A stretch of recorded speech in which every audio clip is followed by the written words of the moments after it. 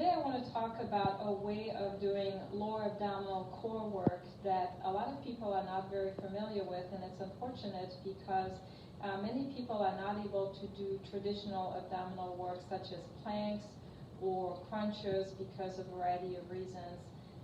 Either they can't do the plank because their shoulders, their wrists cannot handle that, or they're not able to lay flat on their back.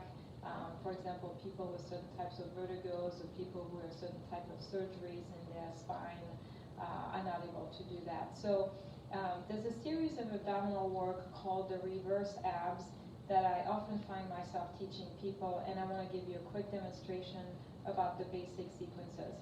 So you will be in a seated position with your knees up and your heels on the floor or on the bench in my case.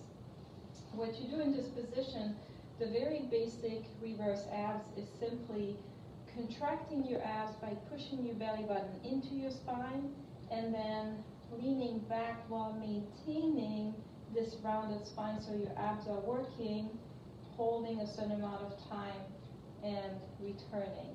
It's really important when you go back that you don't arch. That would be transferring the load to a different part of the spine and would not be working your core. It's really about working the lower abdominals by engaging them, pushing my belly button into my spine, and then going back. You can make the reverse abs as easy or as complicated as you want to do, and I'm going to give you a couple alternatives. You can go back, you can release your arms, or you can make this a little more difficult by bringing your arms up.